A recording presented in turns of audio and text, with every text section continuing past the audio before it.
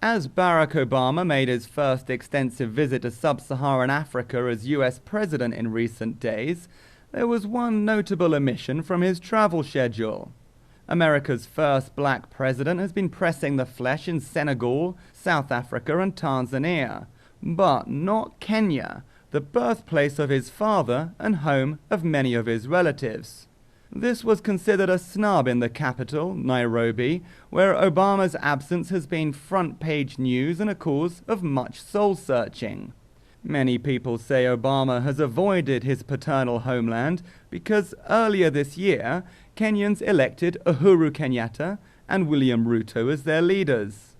The International Criminal Court accuses Kenyatta and Ruto of organising the violence that claimed more than 1,000 lives after a flawed poll in 2007.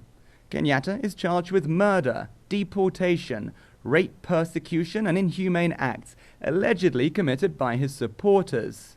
The millionaire leader denies any wrongdoing and is due in The Hague in November. His deputy, Ruto, faces similar charges in a trial slated for September. Kenyatta's spokesman says there is no big deal in Obama skipping Kenya on his three-nation tour, but activists such as Sam Ochieng say it means Obama has avoided shaking the dirty hands of Kenya's leaders.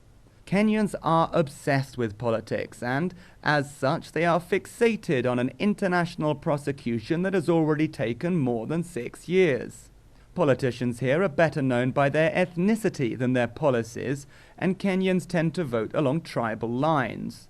So Kenyatta and Ruto have big ethnic support bases. In fact, they both played the tribal card while on the election trail, telling voters they were being unfairly smeared by foreign lawyers.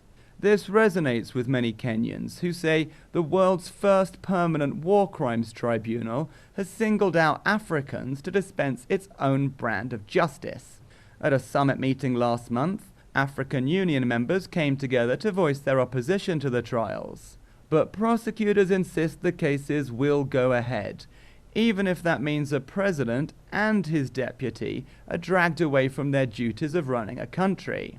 Nobody, not even a head of state, is above the law, according to the ICC. So, where is Kenya now? Does Obama's absence mean the country is being sidelined by the international community? To some extent, yes. Western powers only have essential contact with those facing atrocity charges at the ICC. But it is unlikely that Washington and European powers will push this too far. Kenya is an important friend in a turbulent region. It helps hunt down terrorists. Kenyan soldiers are fighting Islamists in Somalia.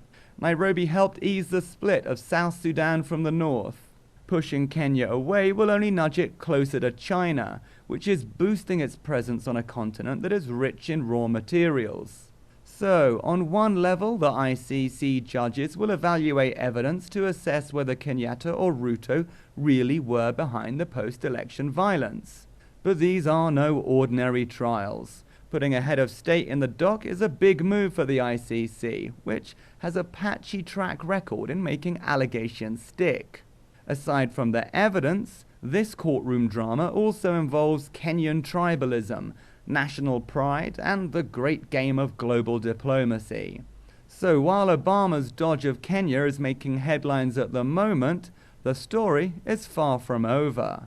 The real action begins when Kenyans see a head of state in the dock, promising to tell the truth, the whole truth, and nothing but the truth. For World Report, this is James Reinl in Kenya.